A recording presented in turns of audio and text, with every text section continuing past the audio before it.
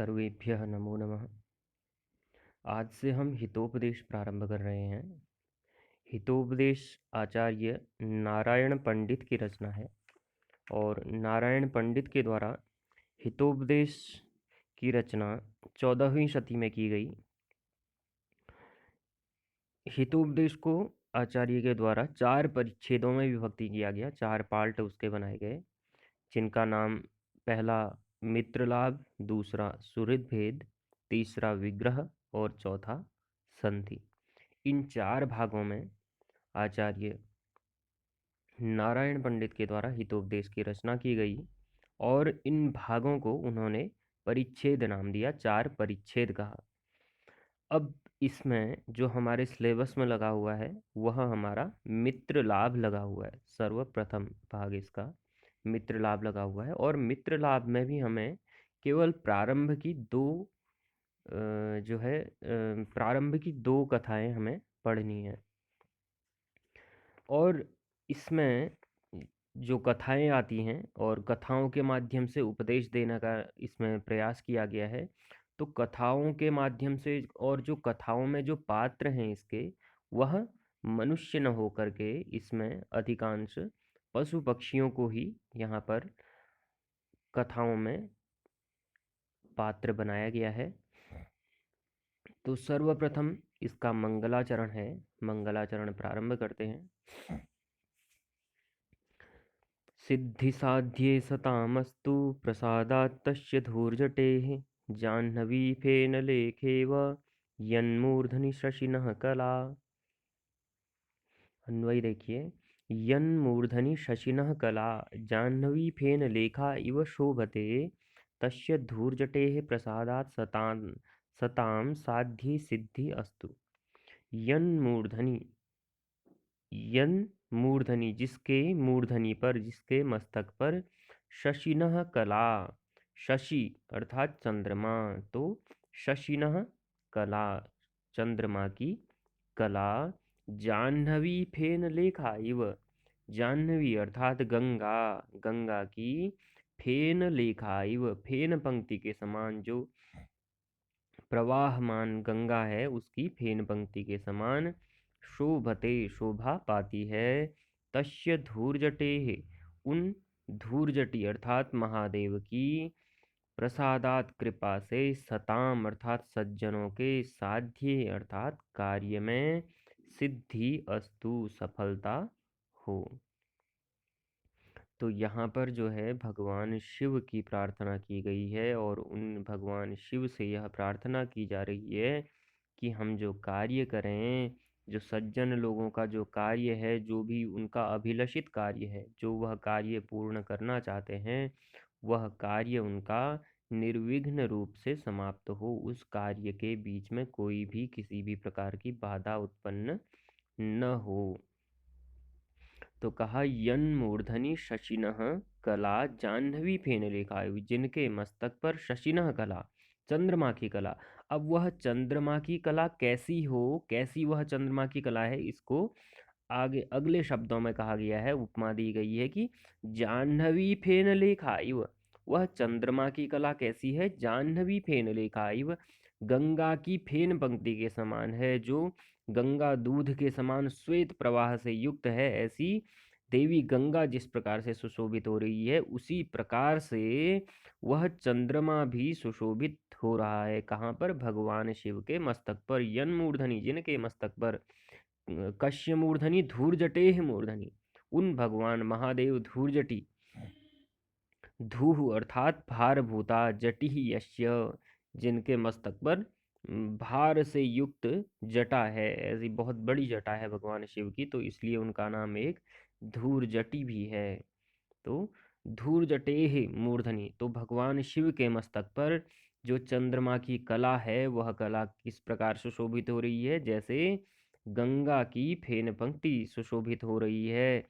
गंगा की जो प्रवाहमान धारा है, दुग्ध के समान प्रवाहमान धारा है, जिस प्रकार से गंगा की यह दुग्ध के समान श्वेत धारा प्रवाहित होती है और वह सुशोभित होती है, उसी प्रकार से भगवान शिव के मस्तक पर जो चंद्रमा की एक कला है, पूरा चंद्रमा नहीं है भगवान शिव के सिर पर, उनके सिर पर केवल एक षोडशांश कला है, एक अंश मात्र की कला है।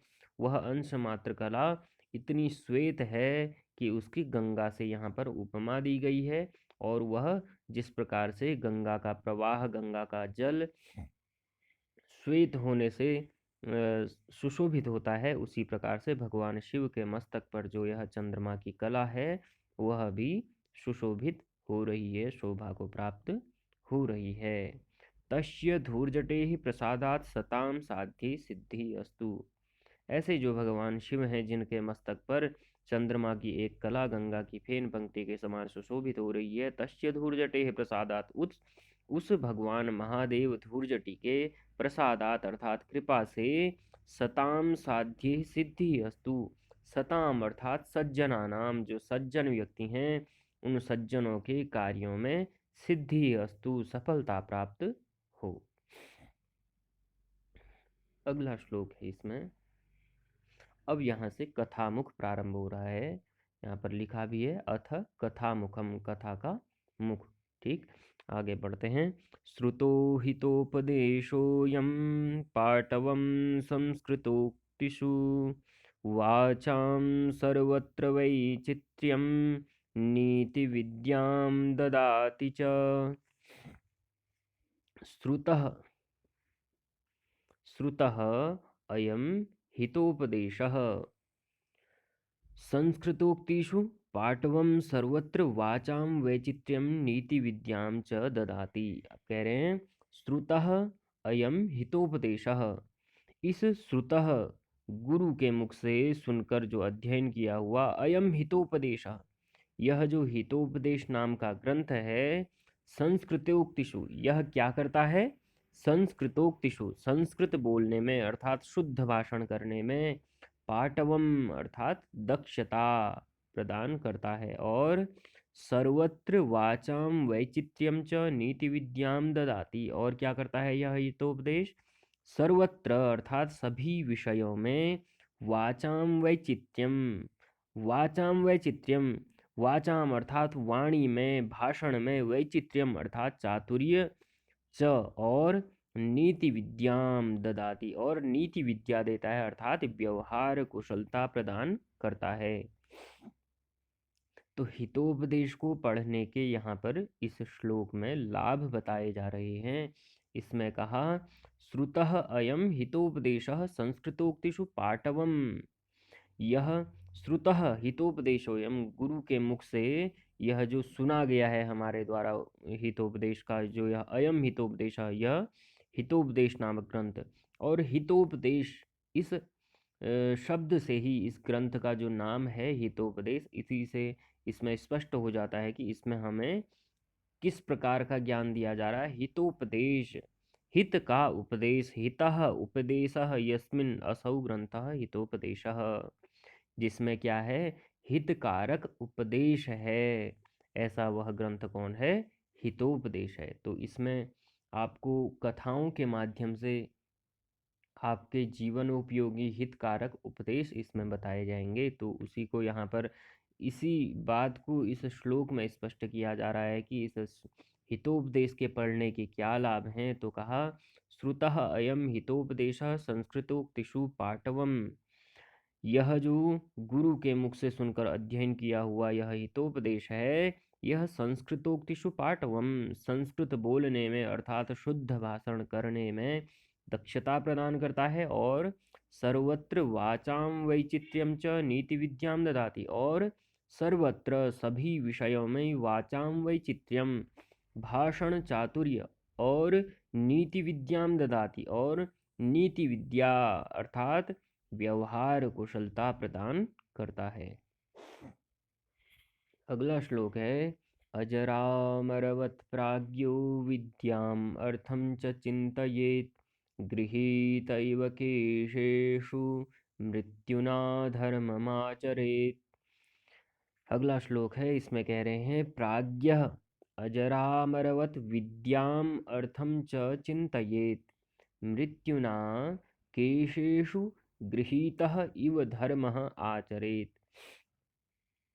प्राज्ञः अर्थात जो बुद्धिमान व्यक्ति है, प्राज्ञः अर्थात प्रज्ञा विद्यते यस्मिन्, सह प्राज्ञः जिसमें बुद्धि विद्यमान है, जो बुद्धिमान व्यक्ति है उसे क्या करना चाहिए, जो उस बुद्धिमान व्यक्ति के लिए यहाँ पर उपदेश दे रहे हैं, जो भी बुद्धिमान व्यक्ति है वह क्या करे, अजरामरवत की जरा मरण से शून्य व्यक्ति के समान, विद्याम च अर्थम च चिंतयेत, किस चीज का चिंतन करे बुद्धिमान व्यक्ति, विद्याम अर्थात विद्या का, शास्त्र ज्ञान का, और अर्थम और धन प्राप्त करने का, चिंतयेत चिंतन करे, इनको अर्जन करे, क्योंकि मृत्युना केशेषु गृहीत इव धर्मम आचरेत, और मृत्युना मृत्यु के द्वारा, केशेषु गृहीत इव ऐसा समझे कि मृत्यु ने क्या किया हुआ है, मृत्यु मेरे बालों को हर वक्त पकड़े हुई है और खींच रही है, बस मृत्यु की ओर मैं उन्मुख हूँ, इस प्रकार से समझे, और धर्मम आचरित ऐसा विचार करते हुए वह धर्म का आचरण करे। तो प्राज्ञः अजरामरवत विद्याम च अर्थम च चिंतयेत। अब जो दो बातें यहाँ पर कही हैं, दो कर्म कहे गए हैं, ठीक। तो कह रहे हैं पहले ही पंक्ति में कहा कि प्राज्ञः अजरामरवत विद्याम अर्थम च चिंतयेत। प्राज्ञः जो बुद्धिमान व्यक्ति है उसे क्या करना चाहिए, विद्याम अर्थम च चिंतयेत, उसे विद्या की, शास्त्र ज्ञान की, और अर्थम च चिंतयेत और धन प्राप्त करने की चिंतयेत चिंता करनी चाहिए, अर्थात शास्त्र ज्ञान और धन का उसे अर्जन करना चाहिए। किसे, प्राज्ञ जो भी बुद्धिमान व्यक्ति है, जो समझदार व्यक्ति है, उसे इस जीवन में क्या करना चाहिए, कह रहे हैं आचार्य कि विद्याम अर्थम च चिंतयेत, वह विद्या प्राप्त करे और धन प्राप्त करे। किस प्रकार से करे, क्या सोच कर करे, तो एक शब्द कहा है इसमें अजरामरवत। वह कैसे, अजरामरवत जरा मरण से शून्य होकर के, जरा मरण से जिसे जरा अर्थात बुढ़ापा और मरण अर्थात मृत्यु, कि मुझे मृत्यु आए, मुझे बुढ़ापा होगा, मुझे मृत्यु आएगी, इस प्रकार से विचार वह करे ही नहीं, ठीक है। वह जरा मरण से शून्य होकर के ऐसा विचार बिल्कुल करे ही नहीं कि मुझे बुढ़ापा आएगा, मुझे मृत्यु हो गई, ऐसा इत्यादि ये बातें, इस प्रकार की बातें सोचे ही नहीं। वह क्या करे, केवल उसे केवल यह समझना है कि मेरा जीवन है और इस जीवन में मुझे विद्या प्राप्त करनी है और अर्थ अर्थात धन प्राप्त करना है, और वह बुढ़ापे और मृत्यु के बारे में बिल्कुल सोचे ही नहीं, ऐसा इसमें कहा है। और अगली पंक्ति में कह रहे हैं कि मृत्युना केशेषु गृहीत इव धर्म आचरेत, और धर्म आचरेत और धर्म का आचरण करे। किस प्रकार से धर्म का आचरण करे, एक तो पहली पंक्ति में बता दिया गया है आपको कि विद्या और धन को वह किस प्रकार से प्राप्त करे, अजरामरवत कि जरा मरण से शून्य होकर के, अर्थात मुझे बुढ़ापा आएगा, मुझे मृत्यु आएगी, ऐसे विचार से शून्य होकर के, ऐसा विचार न करते हुए बस ये समझना है कि मैं हमेशा युवा ही रहूंगा, और इस प्रकार से उसे विद्या और धन का अर्जन करना चाहिए। और विद्या और धन का अर्जन तो कर लिया, अब धर्म भी है, तो इसलिए अगली पंक्ति में बताया कि धर्मम आचरेत, धर्म का आचरण किस प्रकार करे, मृत्युना केशेषु गृहीत इव, कि उसे हर वक्त यह विचार करना है कि मुझे ऐसा मानकर चलना है कि मृत्युना केशेषु गृहीत इव, कि मेरे केशों को मृत्यु ने हर वक्त पकड़ा हुआ है, हर वक्त मृत्यु मेरे केशों को पकड़कर अपनी ओर मुझे खींच रही है, मेरी मृत्यु अत्यंत निकट है, ऐसा विचार करके व्यक्ति को धर्मम आचरे, धर्म का आचरण करना चाहिए।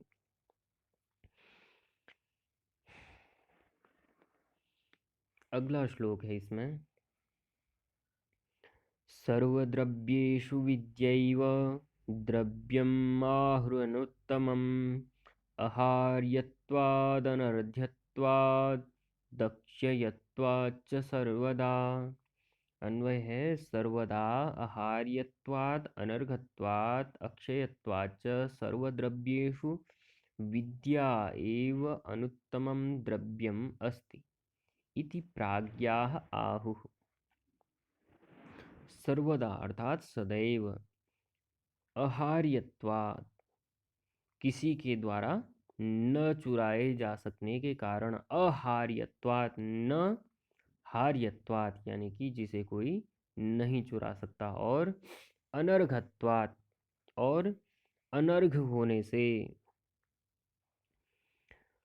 जिसे अनर्घ अर्थात जिसे कोई मूल्य देकर भी खरीद नहीं सकता है, और अक्षयत्वात्, और जिसका क्षय नहीं होता है, जो कभी भी जीर्ण नहीं होता है, जो कभी भी नष्ट नहीं होता है। च सर्वद्रव्येषु, इस प्रकार से सभी द्रव्यों में, सभी प्रकार के द्रव्य अर्थात धनों में, विद्या एव अनुत्तमम द्रव्यम आहु, विद्या ही अनुत्तमम अर्थात उत्तमम सर्वश्रेष्ठ धनम द्रव्यम आहु, द्रव्य कहा गया है। अस्ति इति प्राज्ञा, विद्वानों के द्वारा, जो बुद्धिमान व्यक्ति है उनके द्वारा विद्या को अनुत्तमम द्रव्यम आहु, अनुत्तम अर्थात सर्वश्रेष्ठ द्रव्य कहा गया है। किस कारण से कहा गया है, वह कारण भी बताया गया है कि समस्त धनों में, समस्त द्रव्यों में विद्या को ही सर्वश्रेष्ठ धन क्यों कहा गया है, उस कारण को भी बताया गया है यहाँ पर कि अहायत्वात्, अनर्घत्वात्, अक्षयत्वात् च, वह विद्या नामक जो धन है वह सर्वश्रेष्ठ क्यों है, किस प्रकार से है, तो अहार्यत्वात्, क्योंकि उसका कोई हरण नहीं कर सकता है, उस विद्या नामक धन को कोई चुरा नहीं सकता है। अनर्घत्वात्, और अनर्घ है वह, मूल्य देने पर भी उस विद्या नामक धन को किसी से खरीदा नहीं जा सकता है। अक्षयत्वाच्च, और कभी जिसका क्षय नहीं होना है, ऐसा वह क्या है, विद्या नामक धन है। इसलिए उस विद्या नामक धन को समस्त विद्वानों के द्वारा श्रेष्ठ बताया गया है।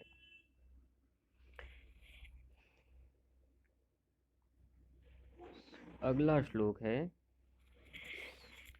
इसमें जो इससे पूर्व हमने विद्या नामक धन के बारे में पढ़ा, हमने नीति शतकम इससे पूर्व में हम पढ़ चुके हैं। तो नीति शतकम में अनेकों श्लोक विद्या के संबंध में आए हैं, तो उन श्लोकों को भी आप यहाँ पर देख सकते हैं इसके संबंध में। अगला श्लोक है, संयोजयति विद्यैव नीचगापि नरम सरित्, समुद्रमिव दुर्धर्षं नृपं भाग्यमतः परम। अन्वय देखिए, नीचगापि सरित दुर्धर्षं समुद्रम इव संयोजयति, विद्या नरम नीचगापि नृपं दुर्धर्षम अपि संयोजयति, अतः परम भाग्यम। तो इसमें कहा नीचगा अपि, नीचे बहने पर भी, मैं नीचे बहने वाली होते हुए भी, सरित कौन, नदी, दुर्धर्षम जो दुष्प्राप्य, समुद्रम इव समुद्र की तरह, विद्या एव विद्या ही, नरम अर्थात मनुष्य को, नृपम अर्थात राजा से, संयोजयति मिला देती है, अतः परम इसके पश्चात, भाग्यम उसका भाग्य ही प्रमाण है। तो कह रहे हैं नीचगा अपि सरित दुर्धर्षम समुद्रम संयोजयति, किस प्रकार से, विद्या एव नरम नृपम संयोजयति, अतः परम भाग्यम।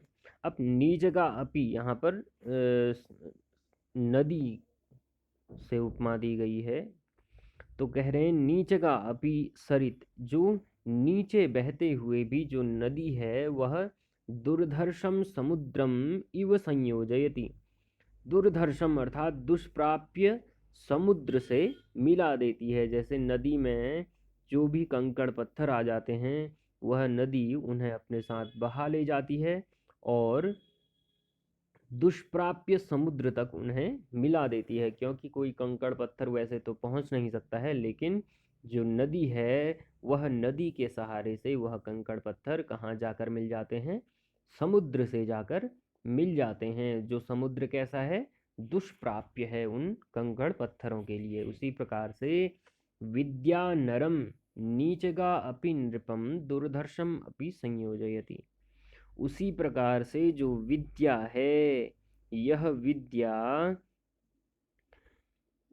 नरम नीचगा अपि, जो नीच मनुष्य है, जो उच्च मनुष्य नहीं है, नीच मनुष्य है, तो यदि उस मनुष्य के पास विद्या है तो ऐसे व्यक्ति को वह विद्या उस मनुष्य को नृपम दुर्धर्षम अपि संयोजयति, ऐसे दुष्प्राप्य राजा से वह मिला देती है। यहाँ पर कहने का तात्पर्य यह है कि जिस प्रकार से नदी के प्रवाह में पहुँच करके जो तुच्छ पदार्थ हैं, वह तुच्छ पदार्थ भी उस दुष्प्राप्य समुद्र को प्राप्त कर लेते हैं, उसी प्रकार से जो विद्यावान मनुष्य होता है वह भले ही निम्न कुलोत्पन्न ही क्यों न हो, वह ज्ञान के प्रभाव से राजा से भी मिल जाता है, राजा तक पहुंच जाता है।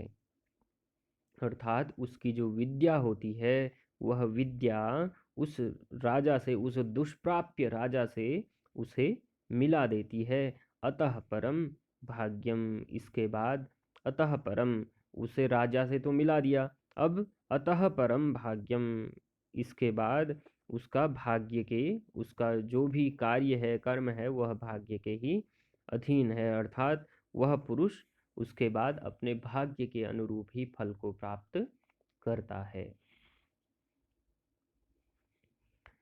अगला श्लोक है विद्या ददाति विनयम विनयात्याति पात्रताम पात्रत्वात् धनमाप्नोति धनात् धर्मं ततः सुखम। विद्या विनयं ददाति विनयात् जनः पात्रतां याति पात्रत्वात् धनम् आप्नोति धनात् धर्मं करोति ततः सुखम आप्नोति। विद्या विनयम ददाति, विद्या अर्थात जो ज्ञान है वह विनयम ददाति, विनय अर्थात नम्रता को प्रदान करता है।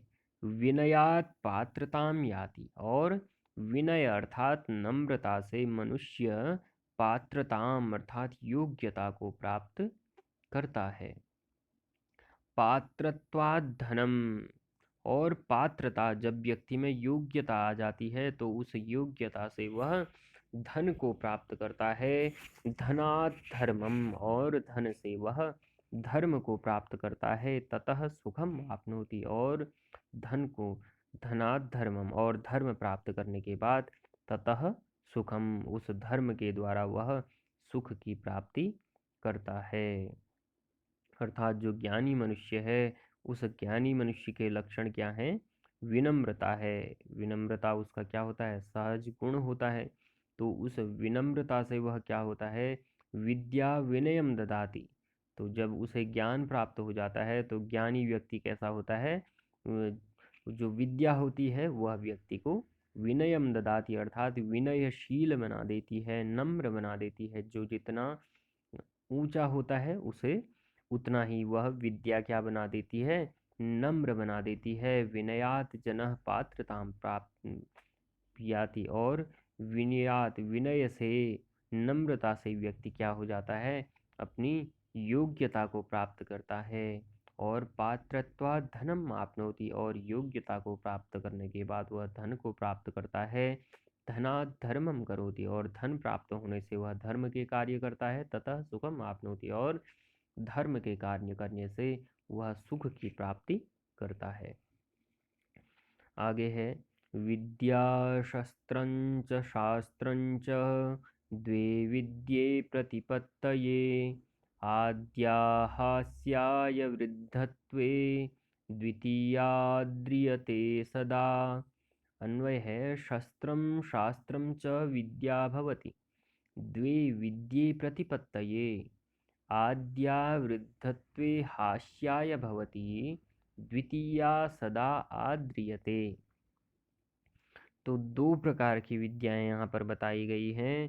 शस्त्रम शास्त्रम च विद्या द्वे विद्ये प्रतिपत्तये। शस्त्रम शास्त्रम च, एक तो अस्त्र शस्त्रों की विद्या, और शास्त्रम च, शस्त्रम से एक तो अस्त्र शस्त्रों की विद्या और दूसरी शास्त्रम च और शास्त्र विद्या द्वे च भवति। ठीक है, तो यह दो प्रकार की विद्या होती है। द्वे विद्ये प्रतिपत्तये, यह द्वे विद्ये ये दो प्रकार की विद्याएं प्रतिपत्तये ज्ञान प्राप्ति के लिए होती हैं। इन दोनों से ज्ञान की प्राप्ति होती है। शस्त्र शास्त्र और एक अस्त्र शस्त्रों की विद्या है, उसे हमें अस्त्र शस्त्रों का ज्ञान प्राप्त होता है, और शास्त्रम च और जो शास्त्रों की विद्या है उससे भी हमें ज्ञान प्राप्त होता है। अब दोनों में अंतर बता रहे हैं अगली पंक्ति में। आद्यावृद्धत्वे हास्याय भवति, द्वितीया सदा आद्रियते और आद्यावृद्धत्वे हास्याय भवति। जो आद्या है, जिसको सर्वप्रथम कहा गया है, सर्वप्रथम शस्त्र विद्या को यहाँ पर कहा गया, तो जो यह अस्त्र शस्त्र की विद्या है, यह वृद्धत्वे बुढ़ापा आ जाने पर हास्याय भवति, यह हंसी का कारण बनती है, उपहास का कारण बनती है। और द्वितीया सदा आद्रियते, और दूसरी जो शास्त्र विद्या कही है, यह शास्त्र विद्या सदा अर्थात हमेशा आद्रियते सम्मान प्राप्त करती है। आप वृद्धावस्था को भी प्राप्त हो जाएंगे, तब भी आपका, यदि आपको शास्त्र ज्ञान है तो आप सम्मान पाएंगे। लेकिन जो आद्या है, जो अस्त्र शस्त्र की विद्या है, वह वृद्धत्वे बुढ़ापा आ जाने पर क्या हो जाती है, उपहास का कारण बन जाती है। क्या कहने का तात्पर्य यह है कि यहाँ पर दो विद्याएं कही गई, शस्त्र की विद्या और शास्त्र की विद्या। इन दोनों में जो सर्वश्रेष्ठ है वह कौन सी है?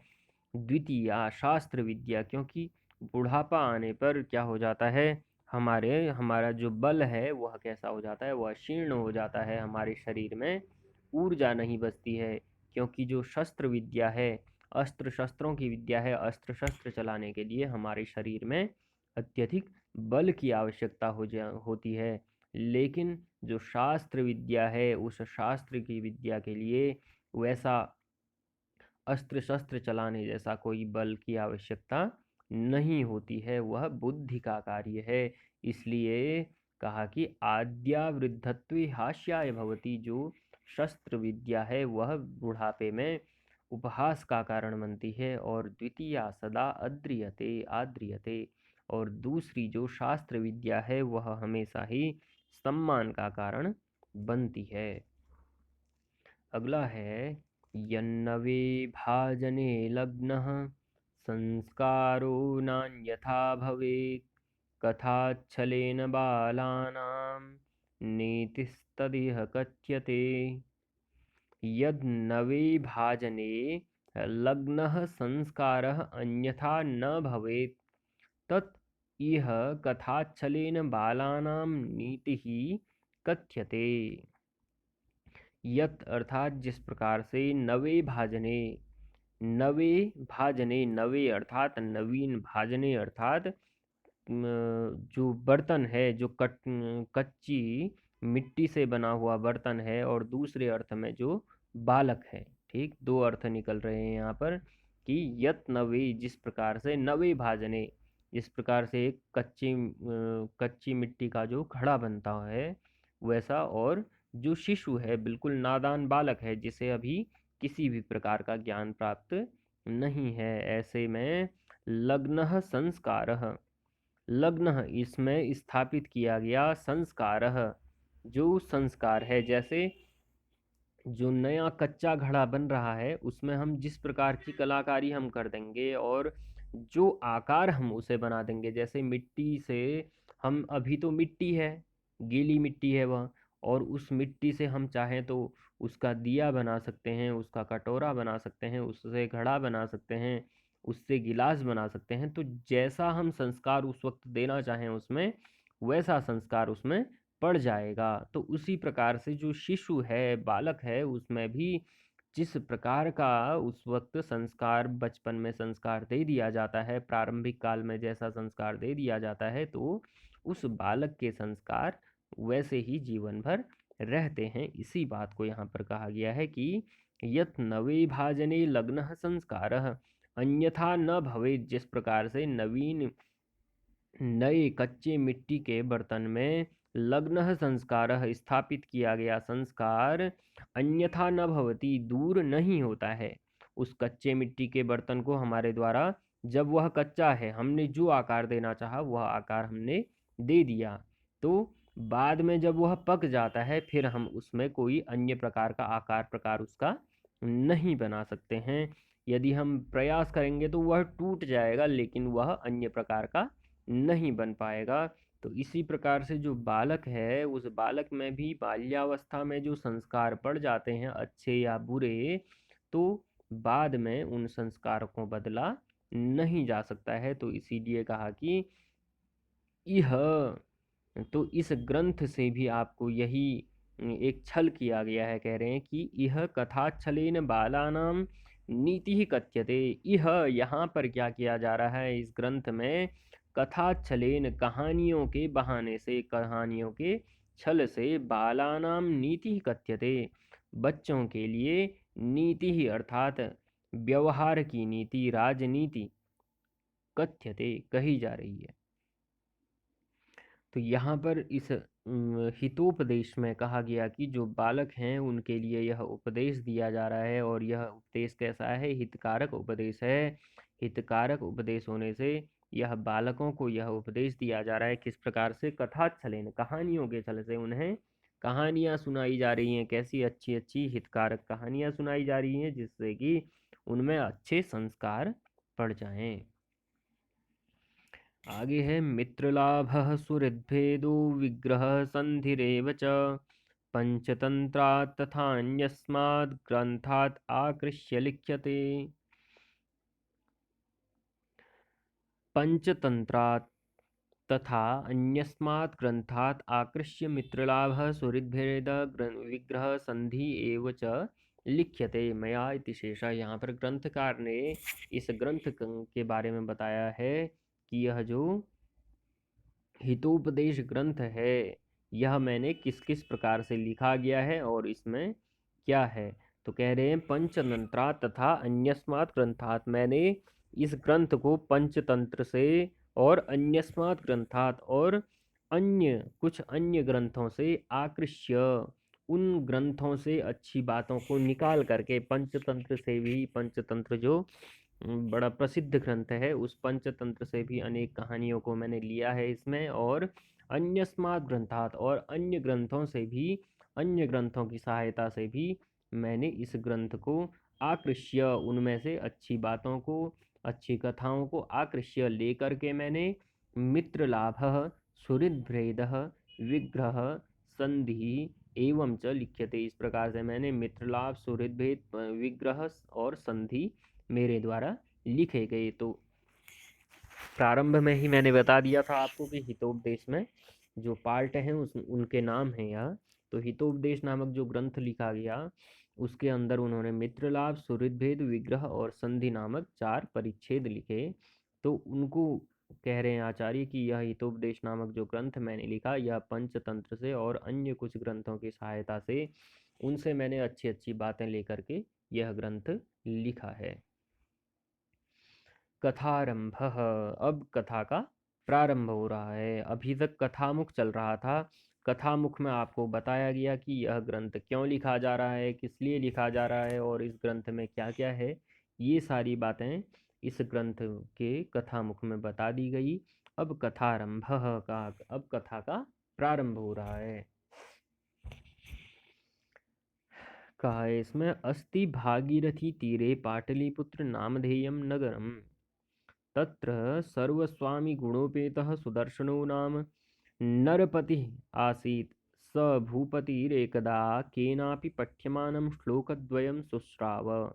अस्ति भागीरथी तीरे पाटलिपुत्र नामधेयं नगरम। अस्ति अर्थात है, भागीरथी तीरे, भागीरथी नदी के तट पर, पाटलिपुत्र नामधेयम, पाटलिपुत्र नाम का नगरम, पाटलिपुत्र नाम का नगर। तो भागीरथी नदी के तट पर पाटलिपुत्र नाम का नगर है। तत्र सर्वस्वामी गुणोपेतः सुदर्शनो नाम नरपतिः आसीत्। तत्र सर्वस्वामी गुणोपेतः, वहाँ पर सर्वस्वामी गुणोपेतः, स्वामी के, राजा के समस्त गुणों से युक्त, सुदर्शनो नाम, सुदर्शन नाम का नरपति ही आसीत, मनुष्यों का राजा रहता था। स भूपतिरेकदा केनापि पठ्यमानं श्लोकद्वयं शुश्राव।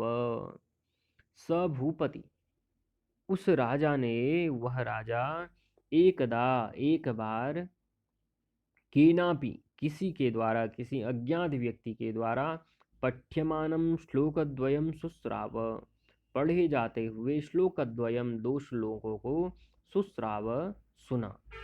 तो भागीरथी नदी के तट पर पाटलिपुत्र नाम का एक नगर है। वहाँ पर राजा के समस्त गुणों से युक्त मनुष्यों का एक राजा, सुदर्शन नाम का राजा रहता था।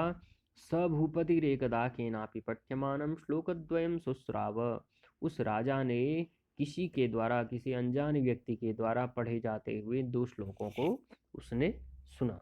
तो वह श्लोक क्या थे, उन श्लोकों को यहाँ पर कह रहे हैं। अनेक संशयोच्छेदी परोक्षार्थस्य दर्शकं, सर्वस्य लोचनं शास्त्रं यस्य नात्यन्ध एव सः। अनेक संशयोच्छेदी परोक्षार्थस्य दर्शकं शास्त्रं सर्वस्य लोचनं भवति, तत् यस्य नास्ति सः अंधः एव अस्ति।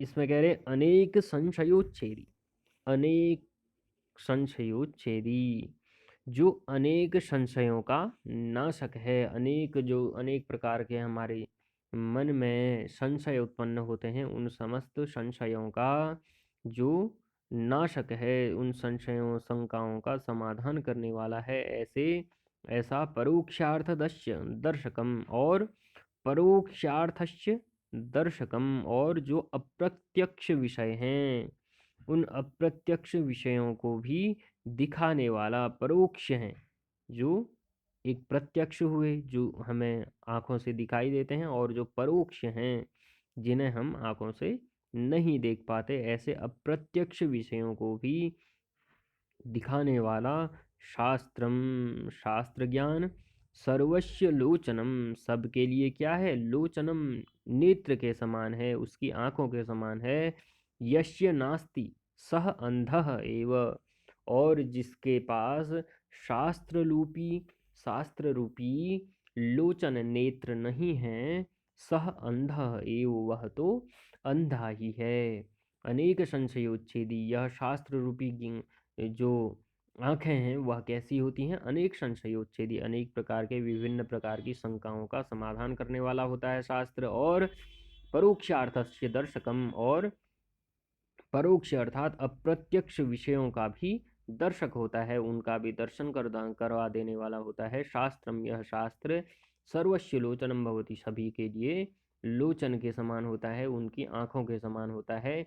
यस्य नास्ति सह अंधः एव अस्ति, जिसके पास यह शास्त्र ज्ञान रूपी नेत्र नहीं है, सह अंधः एव अस्ति, वह कैसा है, अंधे के समान ही है। कैसा होते हुए भी उसके पास नेत्र तो हैं, लेकिन वह नेत्र, शास्त्र ज्ञान रूपी नेत्र उसके पास नहीं है। शास्त्र ज्ञान रूपी नेत्र जिसके पास नहीं है, वह कैसा है, नेत्र होते हुए भी वह अंधे के समान है। अगला श्लोक है, यौवनम धन संपत्ति प्रभुत्वम अविवेकिता, एकैकमप्यनर्थाय किमु यत्र चतुष्टयम्। अब कहा है दूसरा श्लोक। एक श्लोक जो राजा ने सुना था वह तो पहले कह दिया, ठीक। अब दूसरा श्लोक है, यौवनम धन संपत्ति प्रभुत्वम अविवेकिता, एकैकम अपि अनर्थाय यत्र चतुष्टयम तत्र किमु। तो यौवनम अर्थात युवावस्था, धन संपत्ति और धन ऐश्वर्य, प्रभुत्वम और अधिकार, अविवेकिता और विवेक शून्यता, मूर्खता, एकैकम अपि अनर्थाय, हमारे जीवन में इनमें से यदि एक भी हो जाए तो वह अनर्थाय, वह क्या कर देती है, अनर्थ कर देती है। अगली पंक्ति कही यहीं पर कि यत्र चतुष्टयम तत्र किमु, और जहाँ पर ये चारों आ जाएं तो वहाँ पर तो कहना ही क्या है, वहाँ पर तो अनर्थ की तो फिर बात ही क्या कहनी है। तो कहा यौवनम, युवावस्था, यौवन जिसके पास आ जाए, और धन संपत्ति, जिसके पास धन संपत्ति हो जाए, जिसके पास प्रभुत्वम, जिसके पास जिसे अधिकार मिल जाए, अविवेकिता, और जो विवेक शून्य हो, मूर्ख हो, एक एकम भी अनर्थाय, यदि हमारे जीवन में इनमें से एक भी आ जाए, यौवन ही आ जाए, या धन संपत्ति आ जाए, या प्रभुत्व हो जाए, या अविवेकिता, मूर्खता आ जाए, तो एक भी यदि जीवन में आ जाए तो अनर्थ हो जाता है। यत्र चतुष्टयम तत्र किमु, लेकिन जहाँ पर ये चारों ही आ जाती हैं वहाँ पर तो तत्र किमु, वहाँ पर तो कहना ही क्या है, वहाँ पर तो अनर्थ ही अनर्थ है। वहाँ पर जो अनर्थ है, उन अनर्थों की कोई सीमा निर्धारित नहीं की जा सकती। तो ये दो श्लोक राजा के द्वारा सुने गए। तो आगे कह रहे हैं, इत्याकर्ण्य आत्मनः पुत्राणाम अनधिगत शास्त्राणाम नित्यम उन्मार्गगामिनां शास्त्रानुष्ठाने शास्त्रानुष्ठाने नोद्विग्नमनाः स राजा चिंतयामास। इति आकर्ण्य, ऐसा सुन करके इन दो श्लोकों को जब उस राजा के द्वारा सुना गया, तो पहले श्लोक में तो शास्त्र ज्ञान की बात कही गई थी कि जिसे शास्त्र का ज्ञान नहीं है वह तो आंखें होते हुए भी अंधे के समान है। और दूसरे श्लोक में यौवन, धन संपत्ति, प्रभुत्व और अविवेकिता, इन चारों को अनर्थ का कारण बताया गया था। तो इन दो श्लोकों को इति आकर्ण्य, ऐसा सुन करके, आत्मनः पुत्राणाम, अपने आत्मनः, अपने पुत्राणाम, अपने पुत्रों के, और उसके पुत्र कैसे हैं। अब अगली पंक्तियों में कहा कि अनधिगत शास्त्राणाम, अनधिगत शास्त्राणाम, जिन्हें शास्त्र का बिल्कुल भी ज्ञान नहीं है, जो शास्त्र ज्ञान से रहित हैं, और नित्यम उन्मार्गगामिनाम, और नित्य ही, सदैव ही, उन्मार्गगामिनाम, कुमार्ग के मार्ग, जो कुमार्ग है उस ऐसे कुमार्गगामी हैं, वह कुमार्ग पर चलने वाले हैं, और शास्त्रानुष्ठाने अनुष्ठाने नोद्विग्न मना, और शास्त्रानुसार आचरण करने में जो उद्विग्न मन है, व्याकुल चित्त हैं, शास्त्र के अनुसार वह आचरण नहीं करते हैं, और उद्विग्न मना, व्याकुल चित्त हैं, स राजा चिंतयामास, ऐसे अपने पुत्रों के विषय में वह राजा चिंतन करने लगा, सोचने लगा। दो श्लोक उस राजा के द्वारा सुने गए, और तब वह राजा अपने पुत्रों के विषय में विचार करने लगा। उसके पुत्र कैसे थे, अनधिगत शास्त्राणाम, जिन्हें शास्त्र का बिल्कुल भी ज्ञान नहीं था, और नित्यम उन्मार्गगामिनाम, और नित्य ही कुमार्ग का अनुसरण करने वाले उसके पुत्र थे, और शास्त्रानुष्ठाने नोद्विग्न मना, और शास्त्र शास्त्र के अनुसार आचरण नहीं करते थे, और उद्विग्न मना, और उनका चित्त कैसा था, व्याकुल चित्त था, स्थिर चित्त उनका नहीं था। इस प्रकार से, इस प्रकार के अपने पुत्रों के विषय में वह राजा विचार करने लगा। अगला श्लोक है, को अर्थः पुत्रेण जातेन यो न विद्वान् न धार्मिकः काणेन चक्षुषा किं वा चक्षुः पीडैव केवलम्। को अर्थः, यह न विद्वान् न धार्मिकः तेन जातेन पुत्रेण, कः अर्थः, काणेन चक्षुषा किं वा केवलम चक्षुः पीडा एव। यह न विद्वान, जो न विद्वान है, न धार्मिक, और न धार्मिक धार्मिक है, तेन जातेन पुत्रेण, कह अर्थ, ऐसे पुत्रेण जातेन, ऐसे पुत्र के हो जाने से, कह अर्थ, क्या लाभ है, ऐसे पुत्र के होने से क्या लाभ है, कैसे पुत्र के, यह न विद्वान, जो विद्वान नहीं है, न धार्मिक, और धार्मिक भी नहीं है, ऐसे पुत्र के हो जाने से कह अर्थः, क्या लाभ, काणेन चक्षुषा किं वा केवलम चक्षुः पीड़ा एव। कह रहे हैं कि काणेन चक्षुषा, जिस प्रकार से काणेन चक्षुषा, आँख से काना जो व्यक्ति है, ऐसे काणेन चक्षुषा, ऐसे काने, आँख से, किम वा, क्या लाभ होता है, आँख तो है लेकिन वह आँख कैसी है, कानी है, उस आँख से कुछ भी नहीं दिखता है। तो ऐसे नहीं दिखने वाली आँख से क्या लाभ, केवलम चक्षु पीड़ा एवं, उससे क्या होगा, केवल आँखों की पीड़ा ही वह देगा। उससे दिख नहीं सकता है, लेकिन वह चक्षु क्या होगी, आँख की केवल पीड़ा का कारण होगी। इसी प्रकार से जो पुत्र है, तस्य पुत्रेण जातेन किम, ऐसे पुत्र के होने से क्या लाभ है जो न विद्वान है और न धार्मिक है। इसी प्रकार से, जिस प्रकार से एक काणेन चक्षुषा किंवा, जिस प्रकार के आँख तो है लेकिन वह आँख कैसी है, काणी है, ऐसी काणी आँख के होने से क्या है, केवलम चक्षु पीड़ा, एवं केवल चक्षु पीड़ा ही होगी, वह दुख का कारण ही होगा। जैसे दृष्टिविहीन जो नेत्र हैं, वह दृष्टिविहीन नेत्र क्या होते हैं, आँखों की पीड़ा का कारण ही होते हैं। जीवन भर उन्हें दुख सहना पड़ता है, दुख का ही वह कारण होते हैं। इसी प्रकार से जो धर्महीन और विद्याहीन पुत्र है, ऐसे पुत्र के होने से क्या लाभ है, ऐसे पुत्र के होने से केवल हमेशा पीड़ा ही होती है मनुष्य को, उससे कोई लाभ नहीं होता है। अगला श्लोक दिया है, अजातमृतमूर्खाणां वरम आद्यौ न चान्तिमः सकृद दुःख करावाद्यावन्तिमस्तु पदे पदे। अजात मृत मूर्खाणां वरम आद्यौ न च अन्तिमः आद्यौ सकृद दुःख करौ भवतः अंतिमः तु पदे पदे दुःख कारको भवति। अब यहाँ पर कह रहे हैं अजात मृत मूर्खाणाम, तीन प्रकार के बताए गए हैं। अजात, जो या तो न हुआ हो, मृत या फिर मृत उत्पन्न हुआ हो, या और मूर्खाणाम, और मूर्ख पुत्रों में से, आद्यौ जो प्रथम के दो हैं, अजात और मृत, जो या तो उत्पन्न ही नहीं हुआ, और उत्पन्न हुआ तो मृत, मृत उत्पन्न हुआ तो ऐसे प्रथम। आद्यौ वरम, जो प्रारंभ के दो हैं वह क्या हैं, श्रेष्ठ है। अंतिमः च न, और अंतिम जो है वह श्रेष्ठ नहीं है। सकृद दुःख करो अंतिमः पदे पदे, सकृत यह एक बार ही, दुःख करो कष्टकारक है, अंतिमः किंतु अंतिम जो है वह पदे पदे बार बार दुःख प्रदान करता है। अब जो मूर्ख पुत्र हैं,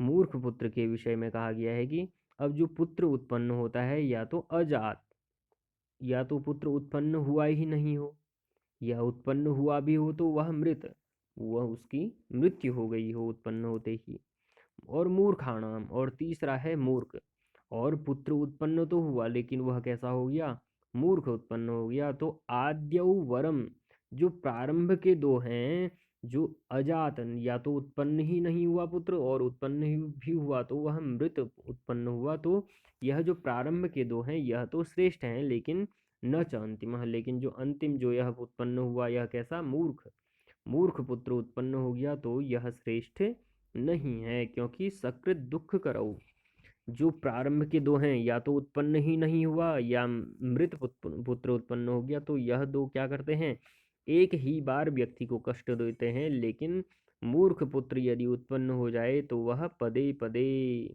बार बार, पद पद पर, समय समय पर वह क्या होता है, दुख कारक होता है, पग पग पर आपको कष्ट वह प्रदान करता है। अगला श्लोक है,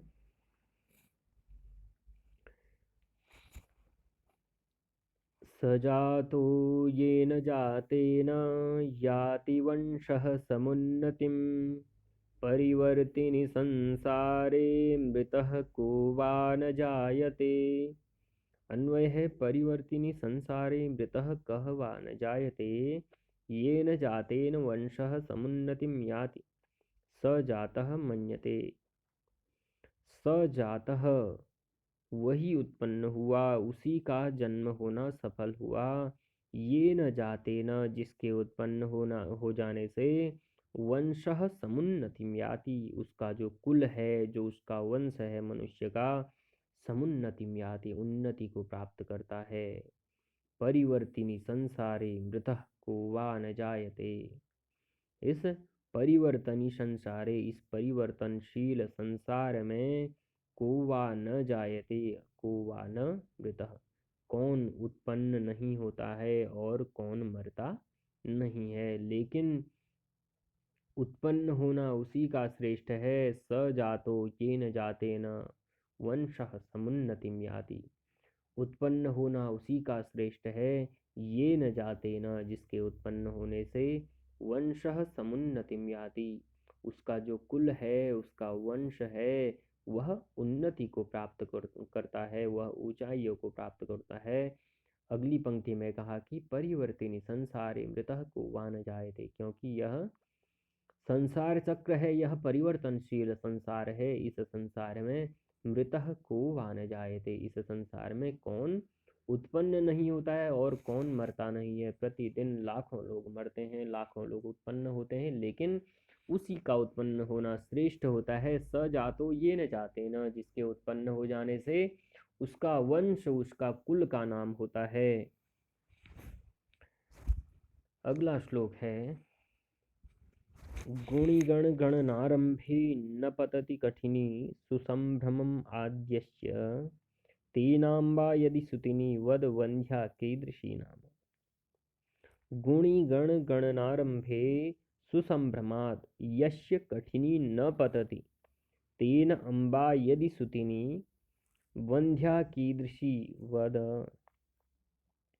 अब कह रहे हैं गुणी गण गणनारंभे, जहाँ पर गुणी नाम गणना भवती, जो गुणी लोग हैं, जो विद्वान लोग हैं, विद्वान जनों की गिनती के आरंभ में यस्य सुसंभ्रमात, जिसके नाम पर सुसंभ्रमात सहसा ही, अचानक ही, कठिनी जो कलम है, न पतती नहीं चलती है, तेन अम्बा सुतिनी उस पुत्र के होने से, यदि उसकी माता सुतिनी पुत्रवती स्वयं को पुत्रवती जाने, तो वद वंध्या की ऋषि भवती, बताओ जो वंध्या है, जो संतानहीन स्त्री है, वह की ऋषि कैसी होती है। तो कहने का यहाँ पर तात्पर्य है कि जिस माता की संतान मूर्ख होती है, वह तो वस्तुतः क्या है, वह वंध्या के ही समान है, जिसका नाम विद्वानों में सर्वोपरि हो।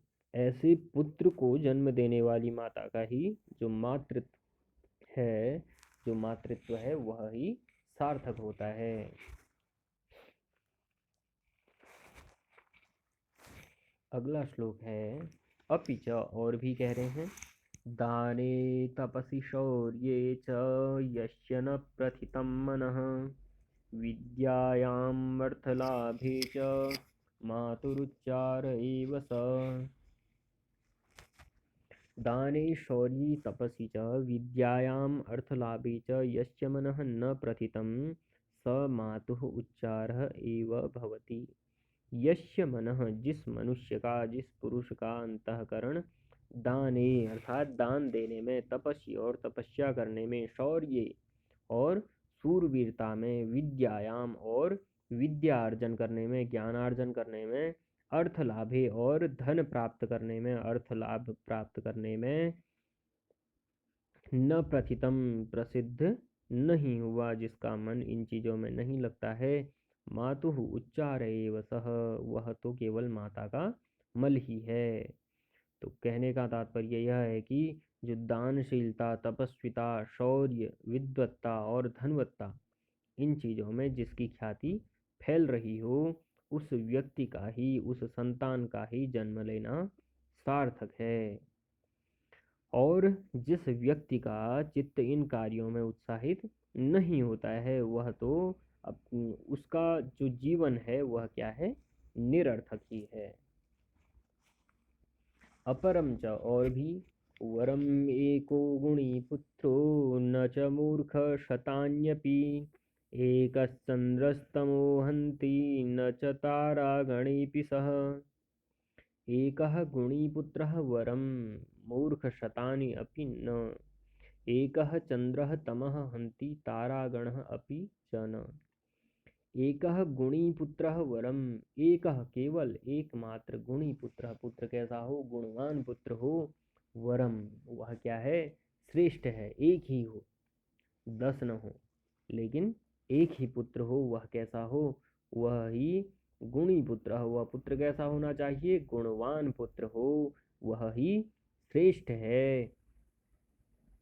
न च मूर्ख शतानी अपि न, और मूर्ख शतानी और सैकड़ों मूर्ख हो जाएं तो उनसे क्या लाभ है? वह श्रेष्ठ नहीं होते हैं। सैकड़ों पुत्र हो गए लेकिन वह सारे के सारे कैसे हैं? मूर्ख हैं, तो उन मूर्ख पुत्रों से कोई लाभ नहीं है। वरम एक गुणी पुत्र, केवल एकमात्र गुणवान पुत्र ही श्रेष्ठ है। गुणवान पुत्र हो जाए, केवल एक ही हो, वह गुणवान हो तो वह श्रेष्ठ है, 100 पुत्र ना हो। मूर्ख शतानी, मूर्ख पुत्र हो जाएं और वह 100 पुत्र हो जाएं और वह सभी मूर्ख हों तो उनसे कोई लाभ नहीं है। एकह चंद्रः तमः हंति, एकमात्र जो चंद्रमा है वह क्या कर देता है? वह अंधकार को नष्ट कर देता है। तमः अर्थात अंधकार को अकेले ही वह एकमात्र चंद्रमा नष्ट करता है। तारागण न च हंति, लेकिन जो तारागण, ताराओं का समूह है, अन्य तारों का समूह है, नक्षत्रों का समूह है, वह सारे के सारे नक्षत्र एक साथ इकट्ठे हो जाने पर भी वह अंधकार को नष्ट नहीं कर पाते हैं। अगला श्लोक है, पुण्यतीर्थे कृतं येन तपः क्वाप्यति दुष्करं तस्य पुत्रो भवेद्वश्यः समृद्धो धार्मिकः सुधीः। येन क्व अपि पुण्यतीर्थे अति दुष्करं तपः कृतं तस्य पुत्रः वश्यः समृद्धः धार्मिकः सुधी भवेत्। ये न, जिस मनुष्य के द्वारा, क्व अपि पुण्य तीर्थे, किसी भी पवित्र तीर्थ स्थल पर, अति दुष्करम तपः कृतम, अत्यंत दुष्कर अत्यंत कठिन, तपः कृतम तपस्या किया जाता है, जिस मनुष्य के द्वारा किसी पवित्र तीर्थ पर अत्यंत कठिन दुष्कर तप किया जाता है, तस्य पुत्रः वश्यः समृद्धः धार्मिकः सुधी भवेत्। तस्य पुत्रः, उसका पुत्र कैसा होता है? वश्यः अर्थात आज्ञाकारी, समृद्धः और धनवान, धार्मिकः और धर्मात्मा, सुधी और विद्वान होता है। तो किस व्यक्ति का पुत्र ऐसा होता है? तस्य पुत्रः वश्यः अर्थात आज्ञाकारी, समृद्ध, धार्मिक और विद्वान पुत्र किसका होता है बताया? येन क्व अपि पुण्यतीर्थे अति दुष्करम तपः कृतम, ये न, जिस मनुष्य के द्वारा, जिस व्यक्ति के द्वारा, क्व अपि कहीं पर भी, किसी भी पवित्र पुण्य तीर्थ स्थल पर, अति दुष्करम तपः कृतम, अत्यंत दुष्कर अत्यंत कठिन तप किया गया है, तस्य पुत्रः वश्यः भवति, उस व्यक्ति का पुत्र जो है वह वश्यः अर्थात आज्ञाकारी होता है। वश्यः आज्ञाकारी, समृद्धः धनवान और धार्मिकः धार्मिक, सुधी विद्वान च भवति और विद्वान होता है। अगला श्लोक है,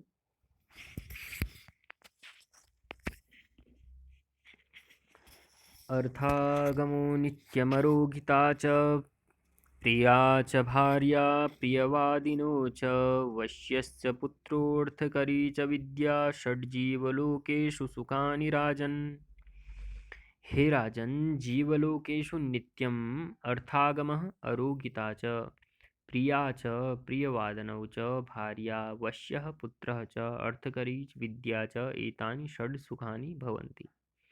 ये 6 सुख कारक होते हैं। हे राजन, हे राजन, जीवलोकेषु इस संसार में, अर्थागमः अर्थात धन की प्राप्ति, धन का आना, नित्यम अरोगिता और नित्य ही, सदैव ही, जीवन पर्यंत यदि व्यक्ति स्वस्थ रहे, और प्रिया और प्रियवादिनी भार्या और प्रिय अर्थात प्रीतिकारी, प्रियवादिनी और मधुर भाषण बोलने वाली भार्या पत्नी, वश्यः पुत्र और आज्ञाकारी पुत्र, और अर्थकरी विद्या और धन प्रदान करने वाली जिस व्यक्ति के पास विद्या है, षड सुखानी, ये 6 चीज़ें यदि व्यक्ति के पास हों तो वह सुखानी, सुख कारक होती हैं, सुख प्रदान करने वाली होती हैं।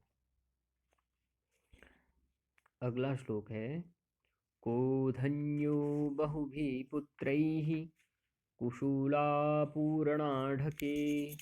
वरमेको कुलालंबी यत्र विश्रूयते पिता। अन्वय है कुशूलापूर्णाढके बहुभिः पुत्रैः कः धन्यः यत्र पिता विश्रूयते सः कुलालंबी एकः पुत्रः वरम। कुशूलापूर्णा अर्थात कुशूल अर्थात भूसा है, कुशूलापूर्णा भूसी से परिपूर्ण, आढ़कई अर्थात आढ़क जो एक मापने का पात्र है, जिससे ग्रामीण क्षेत्रों में जिस पात्र से अनाज को मापा जाता है तो उस पात्र की बात हो रही है। यदि वह पात्र कैसा हो, कुशूलापूर्णा भूसे से परिपूर्ण हो, ऐसे आढ़के ऐसे पात्र से मापने के पात्र के समान, बहुभिः पुत्रैः बहुत सारे पुत्रों से, कह धन्य कौन धन्य होता है, जिस प्रकार से कुशूलापूर्णा जो अनाज को मापने का जो पात्र है, यदि उस पात्र में क्या भरा हो, कुशूलापूर्णा वह भूसे से परिपूर्ण हो, वह अनाज का उसमें एक दाना न हो और उसमें पूरा का पूरा भूसा भरा हो, तो ऐसे हम बहुभी पुत्र इस प्रकार से इसी प्रकार से बहुभी पुत्र अनेक पुत्रों के हो जाने से कह धन्य कौन धन्य होता है।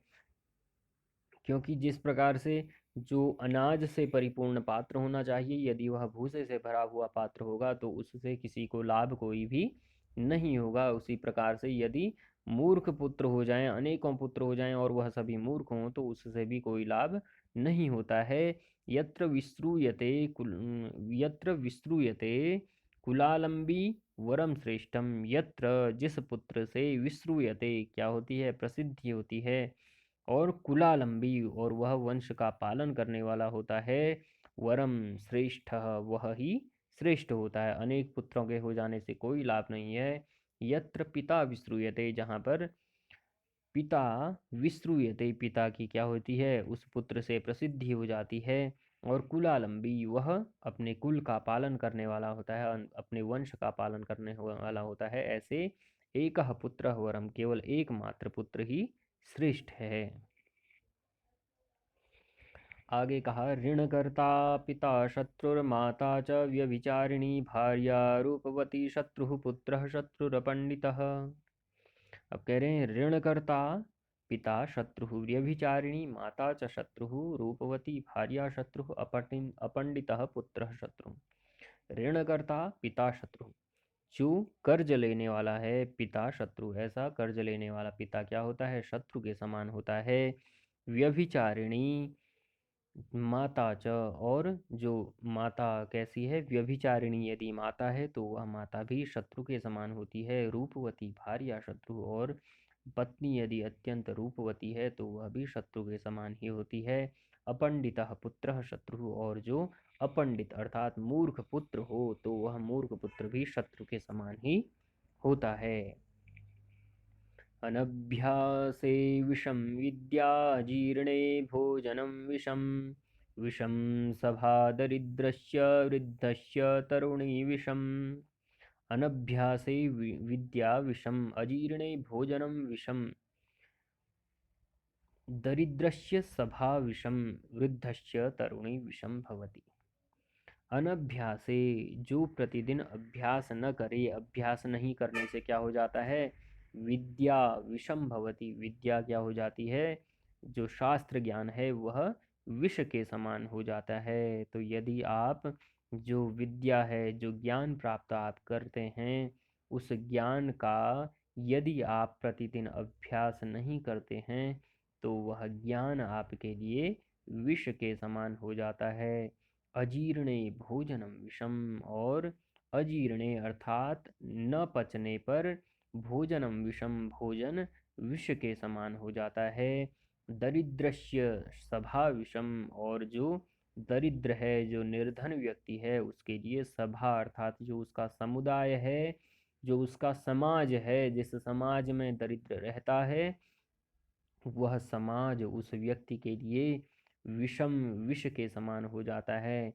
और वृद्धस्य तरुणी विषम, और जो वृद्ध व्यक्ति है, वृद्ध मनुष्य है, उसके लिए तरुणी अर्थात जो युवती है वह उसके लिए विष के समान होती है, अर्थात कष्टकारक होती है। अगला श्लोक है यस्य कस्य प्रसूतेऽपि गुणवान् पूज्यते नरः धनुर्वंश विशुद्धोऽपि निर्गुणः किं करिष्यति। यस्य कस्य प्रसूतः अपि गुणवान् नरः पूज्यते वंश विशुद्धः अपि धनुः निर्गुणः सन् किं करिष्यति। यस्य कस्य जिस किसी कुल में प्रसूतः अपि उत्पन्न हुआ भी गुणवान नरः जो गुणवान व्यक्ति है पूज्यते सम्मानित होते हैं वंश निशुद्धः अपि धनुः जो श्रेष्ठ बांस से निर्मित जो धनुष है धनु या उच्च कुल में जो उत्पन्न व्यक्ति है वंश निशुद्धः अपि धनु उच्च कुल में उत्पन्न व्यक्ति भी निर्गुणः गुणों से रहित होने पर किम करिष्यति क्या करेगा। जिस प्रकार से वंश निशुद्ध अपि श्रेष्ठ बांस में यदि श्रेष्ठ बांस से क्या कर दिया जाए धनुष को निर्माण कर दिया जाए लेकिन वह धनुष कैसा हो निर्गुण अर्थात डोरी से रहित हो तो किम करिष्यति उससे कोई लाभ नहीं होगा। उसी प्रकार से जो मनुष्य है यदि वह उच्च कुल में उत्पन्न हो जाए तो वह यदि वह निर्गुण गुणों से रहित है तो किम करिष्यति क्या करेगा। तो इसीलिए कहा यस्य कस्य प्रसूतः अपि गुणवान नरः पूज्यते जिस किसी भी कुल में यदि गुणवान व्यक्ति उत्पन्न हो जाए तो उसकी क्या होती है पूजा ही होती है वह सभी में श्रेष्ठ ही होता है। धनुर्वंश विशुद्धोपि निर्गुणः किम करिष्यति जिस प्रकार से एक श्रेष्ठ बांस से हम धनुष को बना दें लेकिन उसमें हम डोरी ही न चढ़ाएं उसमें वह धनुष कैसा हो डोरी से रहित हो तो उस धनुष का कोई लाभ नहीं है। उसी प्रकार से श्रेष्ठ कुल में उत्पन्न हो जाने पर भी व्यक्ति यदि निर्गुण है यदि गुण से रहित है तो उसका कोई लाभ नहीं होता है। अगला श्लोक है हा हा पुत्रगनाधीतं गतास्वेतु रात्रिषु तेन त्वं विदुषां मध्ये पंकके गौरिव सीदसी पंके गौरिव सीदसी। कहा हा हा पुत्रक गतासु एतासु रात्रिषु त्वया न अधीतं तेन त्वं विदुषां मध्ये पंके गौः इव सीदसी। कह रहे हैं हा हा पुत्रक हा हा यह दुख का बोधक है। तो कह रहे हैं दुख में पुत्रक हे पुत्र अत्यंत दुख की बात है कि गतासु एतासु रात्रिषु इन सुख से व्यतीत जो तुमने जो रात्रियां की नाधीतम इनमें तुमने क्या किया अध्ययन नहीं किया। तेन त्वं विदुषां मध्ये पंके गौः इव सीदसी तुमने जो यह रात्रियां बिताई अत्यंत सुखपूर्वक बिताई इनमें तुमने बिल्कुल भी अध्ययन नहीं किया। अब इससे क्या होगा तेन त्वं इससे तुम विदुषां मध्ये विद्वानों के मध्य में पंके गौः इव सीदसी जिस प्रकार से कीचड़ में गाय फंस जाती है उसी और वह सीदसी दुखी होती है उसी प्रकार से तुम जब विद्वानों के मध्य में रहोगे तो उस प्रकार से जिस प्रकार से फंसी हुई गाय कीचड़ में फंसी हुई गाय दुखी होती है उसी प्रकार से तुम भी असमर्थ होकर के दुख को प्राप्त करोगे। अब कहा कह रहे हैं तत्कथम इदानीम एते मम पुत्राः गुणवन्तः क्रियन्ताम। अभी तक राजा से प्रारंभ हुआ था उसने 2 श्लोक सुने थे और उसके बाद कथा प्रारंभ हुई थी आगे।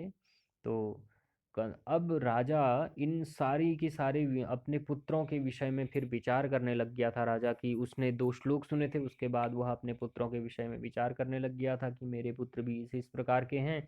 तो कह रहा है अब राजा कि तत्कथम इदानीम एते मम पुत्राः गुणवन्तः क्रियन्ताम।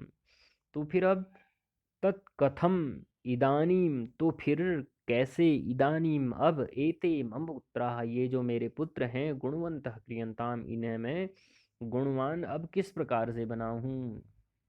कह रहे हैं यतः क्योंकि आहार निद्रा भयमैथुनं च समानम् एतत् पशुभिर्नराणां धर्मो हि तेषाम् अधिको विशेषो धर्मेण हीनाः पशुभिः समानाः। कह रहे हैं आहार निद्रा भय मैथुनम च नराणाम एतत् पशुभिः समानम धर्मः हि तेषाम् अधिकम विशेषः धर्मेण हीनाः पशुभिः समानाः भवन्ति। कह रहे हैं नराणाम जो मनुष्य हैं उन मनुष्यों की आहार निद्रा भय मैथुनम भोजन निद्रा भय और रति एतत् ये चारों जो मूल प्रवृत्तियां हैं यह पशु भी समाना पशुओं के ही समान होती हैं। मनुष्य और पशु में भोजन पशु भी करता है मनुष्य भी करता है, निद्रा पशु भी लेता है मनुष्य भी लेता है, भय पशु को भी होता है मनुष्य को भी होता है, और रति क्रीड़ा मनुष्य भी करता है और पशु भी करता है। तो मनुष्य में क्या श्रेष्ठ है? तो तेषाम विशेषः धर्मः अधिकः। तो जो पशु हैं उस पशु से तेषाम उन मनुष्यों का विशेषः एक विशिष्ट धर्मः अधिक धर्म का अधिक होना ही उसमें क्या है? श्रेष्ठ है। मनुष्य क्या है? धार्मिक है। मनुष्य में एक धार्मिक प्रवृत्ति है। धर्मेण हीनाः पशुभिः समानाः। जो मनुष्य धर्म से हीन है वह पशु के समान है। वह फिर पशु ही है, क्योंकि मनुष्य और पशु में अंतर करने वाला एकमात्र हम में क्या है? धर्म ही है। यदि मनुष्य धर्म से हीन हो जाता है तो पशु और मनुष्य में कोई भी अंतर नहीं रह जाता है। आज के लिए इतना ही।